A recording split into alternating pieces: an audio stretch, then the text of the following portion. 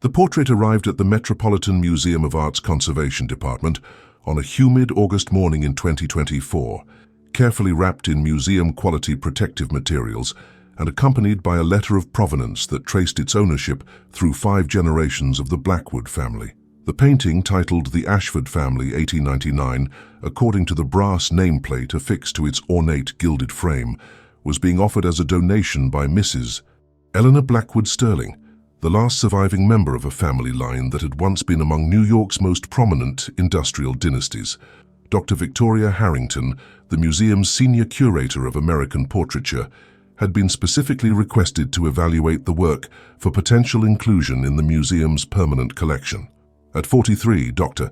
Harrington possessed an international reputation for her expertise in late 19th century American art, with particular specialization in the formal portraiture commissioned by wealthy industrial families during the Gilded Age. Her published works on the intersection of art, social status, and family dynamics during this period had established her as the foremost authority on the visual culture of America's robber baron era. The Ashford family portrait was, by all conventional measures, an exceptional example of its type. The work had been executed by renowned society portraitist Harrison Caldwell, whose clients had included several prominent industrial magnates, politicians, and their families during the 1890s.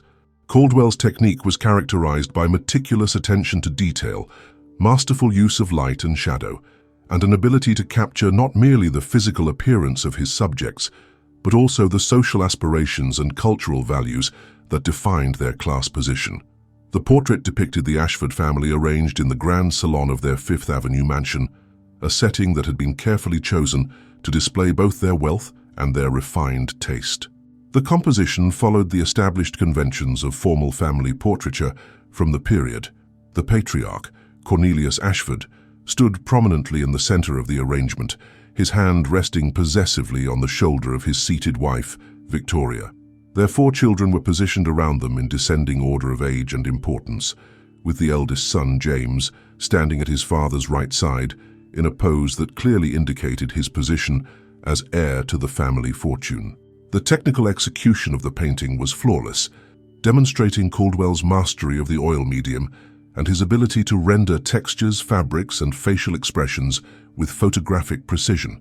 The family's clothing had been painted with such attention to detail that individual threads in the silk and velvet fabrics were visible under magnification. The rich burgundy and gold color scheme of the salon's decor created an atmosphere of opulence and sophistication, while carefully positioned objects throughout the room, rare books, expensive artwork, exotic plants, served as visual testimonies to the family's cultural refinement and international connections. Dr. Harrington's initial assessment focused on the painting's artistic merit and historical significance. The Ashford family had made their fortune in steel production and railroad construction, playing significant roles in the industrial expansion that had transformed America during the latter half of the 19th century. Cornelius Ashford had been a contemporary and business associate of men like Andrew Carnegie and J.P. Morgan, and the family's social position had been cemented through strategic marriages and philanthropic activities that had established them as pillars of New York society. The portrait itself represented more than mere documentation of the family's appearance. It was a carefully constructed statement of their social ambitions and cultural sophistication. Every element of the composition had been designed to communicate messages about wealth, taste, education, and social standing that would be immediately understood by viewers from their social class. The painting was intended to hang in the family's mansion, where it would serve as both decoration and declaration, announcing to all visitors the Ashfords' rightful place among America's cultural and economic elite. However, as Dr. Harrington began her detailed analysis of the painting, using high-resolution photography and digital enhancement techniques to examine every aspect of Caldwell's work, she began to notice details that seemed inconsistent with the overall tone and purpose of the portrait. These anomalies were subtle, requiring careful study and enhanced magnification to detect, but once noticed, they created an undercurrent of unease that seemed to run counter to the painting's surface message of prosperity and familial harmony. The first unusual detail that caught Dr. Harrington's attention was the expression on young Margaret Ashford's face. The youngest daughter, portrayed as approximately 8 years old, was positioned on the far left of the composition, her small hand resting on the arm of her mother's chair. At first glance, Margaret's expression appeared appropriate for a formal portrait, serious, composed, and properly demure for a young lady of her station. However, under careful examination with enhanced lighting and magnification, Dr. Harrington detected subtle signs of distress in the child's features. Margaret's eyes, while directed toward the viewer as convention demanded, showed a slight asymmetry that suggested she was actually looking past the artist toward something positioned behind or to the side of his easel. The muscles around her eyes showed a tension that was inconsistent with the relaxed pose of the rest of her body, and there was a barely perceptible tightness around her mouth that suggested either fear or the effort required to maintain her composed expression despite some form of distress. More troubling was what appeared to be moisture at the corners of Margaret's eyes, tears that had been largely concealed by Caldwell's skillful painting technique, but which became visible under the kind of detailed analysis that modern technology made possible. The presence of tears in what should have been a celebratory family portrait raised disturbing questions about what might have been occurring during the painting sessions that would have caused a young child such obvious distress. Dr. Harrington's examination of the other family members revealed additional subtle signs of tension and unease. Mrs. Victoria Ashford, while maintaining the dignified bearing expected of a society matron, showed signs of strain around her eyes and mouth that suggested she was working to maintain her composed expression despite some form of underlying stress. Her posture, while formally correct, seemed somewhat rigid, as if she were holding herself carefully in position not just for artistic purposes, but as a form of psychological self-control. The children, ranging in age from Margaret's 8 years to James's 18, all showed variations of similar tension. Even James, positioned as the confident heir apparent, displayed subtle signs of unease, a slight stiffness in his shoulders, a barely perceptible asymmetry in his facial expression, and what appeared to be a faint sheen of perspiration on his forehead, despite the cool lighting conditions that would have been necessary for extended portrait sessions. Only Cornelius Ashford himself seemed entirely at ease in the portrait, his expression confident and commanding, as befitted the head of one of New York's wealthiest families. However, even his apparent calm began to seem ominous when considered in the context of his family's obvious discomfort. The contrast between his relaxed demeanor and their subtle signs of distress created an atmosphere of psychological tension that seemed to permeate the entire composition. As Dr. Harrington continued her analysis, she began to focus on the background elements of the portrait, particularly the heavy velvet curtains that served to frame the family group and create visual depth in the composition. These curtains, painted in deep burgundy with gold tassels and trim, were positioned along the right side of the painting and appeared to conceal a doorway or window that led to another part of the mansion. It was while examining these curtains under maximum magnification that Dr. Harrington made her most disturbing discovery. Hidden in the deep shadows behind the partially drawn fabric was what appeared to be a human silhouette, so subtly rendered that it was invisible under normal viewing conditions, but became unmistakably present when isolated and enhanced through digital analysis. The shadow figure appeared to be that of a tall, thin person standing just behind the curtain, positioned so that they could observe the portrait session without being seen by the family or the artist. The figure's proportions suggested an adult, though whether male or female was impossible to determine from the shadow alone. Most unsettling was the figure's posture, which conveyed a sense of predatory attention, as if the hidden observer was studying the family with malevolent interest. The technical execution of this hidden element was masterful, painted with such subtlety that it could only be detected through modern enhancement techniques. This suggested that Caldwell had deliberately included the shadow figure in his composition, either at his own initiative or at the direction of someone who had commissioned specific modifications to the otherwise conventional family portrait. Dr. Harrington's discovery of the hidden figure prompted her to expand her research beyond the artistic analysis of the painting itself to investigate the historical circumstances surrounding its creation. Using museum archives, genealogical databases, and contemporary newspaper accounts, she began to piece together a more complete picture of the Ashford family during the period when the portrait was painted. What she discovered was a family that, despite its public prosperity and social prominence, had been dealing with significant private difficulties during the late 1890s. Financial records from the period showed that Cornelius Ashford's business empire had been under considerable strain due to economic downturns and increased competition in the steel industry. Several of his major contracts had been cancelled or renegotiated on less favorable terms, and he had been forced to mortgage significant portions of his real estate holdings to maintain liquidity for his industrial operations. More troubling were hints in contemporary social correspondence that suggested serious problems within the Ashford household itself. Letters between prominent society women of the period contained veiled references to concerns about the Ashford children's well-being and speculation about Mrs. Victoria Ashford's increasingly reclusive behavior. Several correspondents mentioned that Victoria had been absent from important social events without adequate explanation, and that when she did appear in public, she seemed nervous and withdrawn. Most significantly, Dr. Harrington discovered references to a mysterious figure who had been employed by the Ashford family during this period. Contemporary household records mentioned a private secretary named Mr. Elias Thornfield, who had been brought into the family's employment sometime in early 1899, just months before the portrait was commissioned.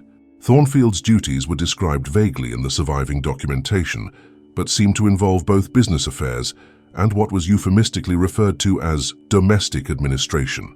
The employment of Thornfield appeared to coincide with a marked change in the family's social behavior. Previously, the Ashfords had been known for their lavish, entertaining, and active participation in New York's cultural life. However, beginning in 1899, they became increasingly isolated, declining invitations and rarely hosting guests in their Fifth Avenue mansion. When family members did appear at social events, they were often described as appearing strained or uncomfortable, leading to speculation about their private circumstances. Dr. Harrington's attempts to locate additional information about Elias Thornfield proved frustrating, as official records of his background and qualifications seemed to be mysteriously incomplete or contradictory.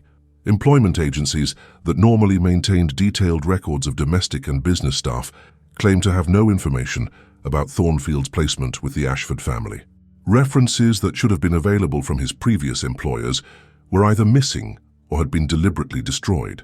What little information Dr. Harrington could discover about Thornfield painted a disturbing picture.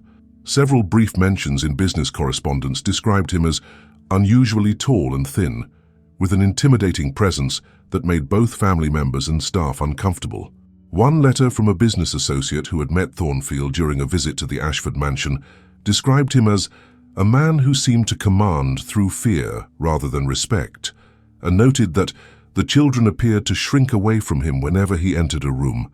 More ominous were hints that Thornfield possessed some form of leverage over Cornelius Ashford that made his employment essentially involuntary.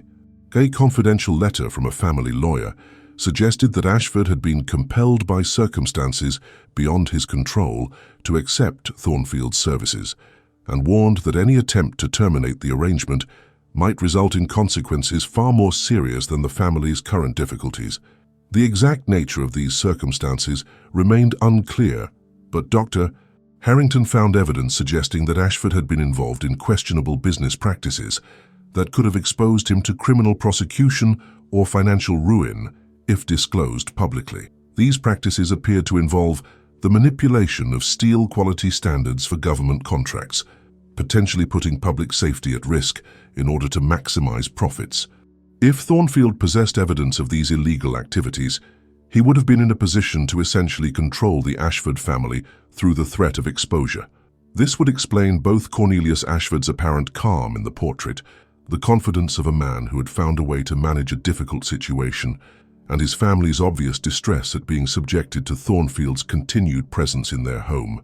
The timing of the portrait's commission took on new significance in this context. Rather than being a celebration of family success, the painting appeared to have been intended as a form of documentation, possibly at Thornfield's direction. The formal, expensive portrait would serve as proof of the family's continued prosperity and social standing, useful evidence for maintaining the facade that concealed their private difficulties. The hidden shadow figure behind the curtain now appeared to represent Thornfield himself, symbolically present in the portrait, just as he was omnipresent in the family's daily life. His positioning behind the curtain suggested both his hidden influence over the family and his preference for operating from the shadows, rather than claiming public recognition for his control over their affairs. Dr. Harrington's analysis of other elements in the portrait revealed additional evidence supporting this interpretation. The carefully positioned objects throughout the salon, which she had initially interpreted as displays of wealth and culture, appeared under closer examination to include several items that seemed out of place or inconsistent with the family's known interests and tastes. A book visible on a side table, when enhanced and examined closely, appeared to be a treatise on criminal law rather than the literary or philosophical work that would have been more appropriate for display in a family portrait.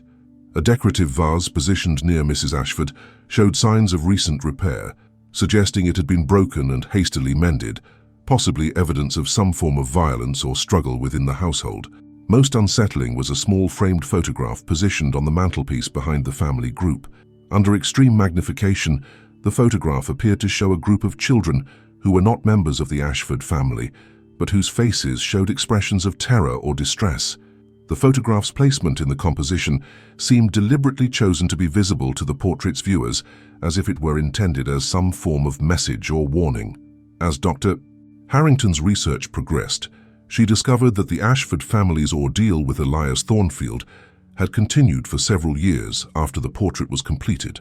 Contemporary records suggested that Thornfield had maintained his position in the household until at least 1903, gradually expanding his control over both the family's business affairs and their personal lives. During this period, the family's social isolation had become complete, with even close relatives reporting difficulty maintaining contact with them.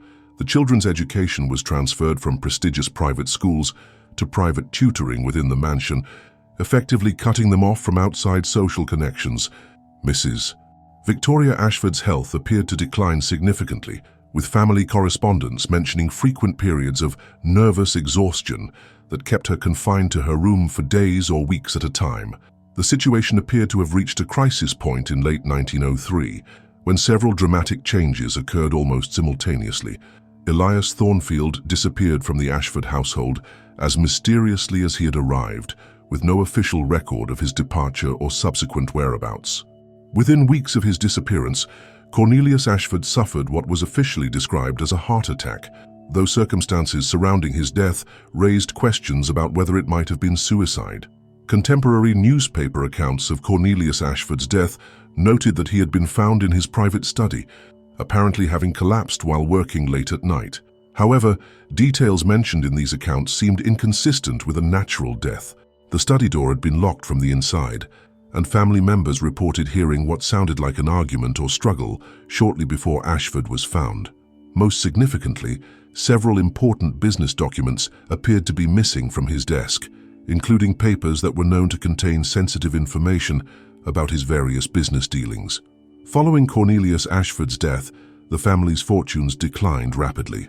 Without his leadership and business connections, the Ashford industrial empire collapsed within a matter of months, leaving his widow and children with massive debts and few assets. The Fifth Avenue mansion was sold at auction, along with most of its contents, to satisfy creditors' claims. The family portrait, along with other personal items of sentimental rather than financial value, was retained by Mrs. Victoria Ashford when she and her children were forced to relocate to much more modest accommodations. However, Victoria's mental health never recovered from the traumas of the Thornfield years and her husband's death, and she spent her remaining years in what contemporary accounts described as a state of nervous collapse. The children, scattered to various relatives and boarding schools, struggled to overcome the psychological damage inflicted during their years under Thornfield's influence. James Ashford, the eldest son who had been positioned as his father's heir, never recovered from the family's disgrace and spent most of his adult life battling alcoholism and depression. The younger children fared somewhat better, but none ever achieved the social prominence that their birth position should have guaranteed them. Most tragically, young Margaret Ashford, whose tears Dr.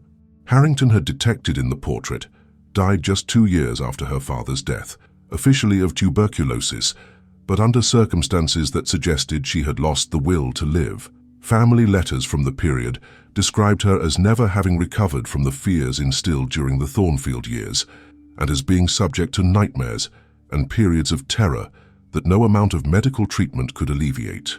The family portrait had been passed down through the remaining family members, but none had chosen to display it prominently in their homes.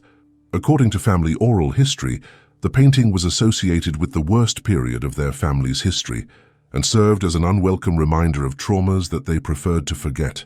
Several family members had reportedly experienced disturbing dreams or feelings of unease when the portrait was visible in their living spaces, leading them to keep it stored away in attics or basements. Dr. Harrington's investigation into the fate of Elias Thornfield proved more challenging, as he appeared to have vanished from all historical records after his departure from the Ashford household. However, she did discover references to similar mysterious figures who had appeared in other wealthy households during the same period, always under circumstances suggesting some form of coercion or blackmail. These figures, described in various accounts as private secretaries, business advisors, or domestic administrators, seemed to follow a consistent pattern. They would appear in households that were experiencing financial or social difficulties, offering services that seemed almost too good to be true. Once established in these positions, they would gradually assume increasing control over family affairs, while the actual family members became increasingly isolated and powerless. In several cases, these arrangements ended in tragedy, mysterious deaths, financial ruin, or the complete destruction of previously prosperous families. The mysterious advisors would then disappear, leaving behind devastated households and few traces of their own identities or backgrounds. Dr. Harrington began to suspect that these figures might have been part of an organized criminal network that specialized in exploiting wealthy families during periods of vulnerability. The late 19th century had been a period of significant economic instability, with frequent financial panics and business failures that left even wealthy families susceptible to various forms of fraud and exploitation. The network appeared to have been particularly sophisticated in its methods, using detailed knowledge of business practices and social customs to infiltrate families at their most vulnerable moments. The mysterious advisors seemed to possess extensive information about their targets' financial situations and personal weaknesses, suggesting access to networks of informants within the business and social communities they targeted. Most disturbing was the possibility that the network had included connections to organized crime groups that were willing to use violence or the threat of violence to maintain control over their victims. The psychological damage inflicted on the Ashford family suggested that their experiences had involved more than mere financial manipulation. The children's obvious terror and Mrs. Ashford's nervous collapse indicated exposure to genuine physical danger or psychological abuse. Dr. Harrington's research ultimately revealed that the Ashford family portrait was not simply a work of art, but a historical document that preserved evidence of one of the most sinister criminal conspiracies of the Gilded Age. The hidden shadow figure behind the curtain represented not just Elias Thornfield's personal presence in the family's life, but the broader network of predators who had systematically targeted wealthy families throughout the late 19th century. The portrait's artistic excellence made its dark history even more disturbing, as Harrison Caldwell's masterful technique had been used to create what was essentially a monument to the family's victimization. The painting's beauty served to conceal the horror of the circumstances it documented, just as the Ashford family's public prosperity had concealed their private suffering. The discovery of the portrait's true significance prompted Dr. Harrington to recommend that it be included in a special exhibition focusing on the hidden histories revealed through careful analysis of historical artworks. The exhibition, titled Shadows and Secrets: Hidden Stories in American Art, would present the Ashford family portrait alongside other works that had yielded unexpected insights into past events through modern analytical techniques. The exhibition catalogue would include Dr. Harrington's complete research findings, providing visitors with the context necessary to understand the portrait's true significance. The display would demonstrate how modern technology could reveal aspects of historical documents that had been invisible to previous generations of scholars, opening new windows into understanding the past. Perhaps most importantly, The exhibition would serve as a memorial to the Ashford family and other victims of similar criminal networks, ensuring that their suffering would not be forgotten and that their stories would serve as warnings about the dangers faced by vulnerable individuals and families in every era. The family portrait that had once hung in a Fifth Avenue mansion as a symbol of wealth and success would finally reveal its true purpose as a document of survival and resistance. The shadow figure behind the curtain, once a symbol of hidden menace, would become evidence of the family's courage in documenting their ordeal for future generations to discover and understand. Dr. Harrington's analysis of the 1899 family portrait ultimately demonstrated that art history was more than an academic discipline. It was a form of detective work that could recover lost voices and reveal hidden truths about the human experience.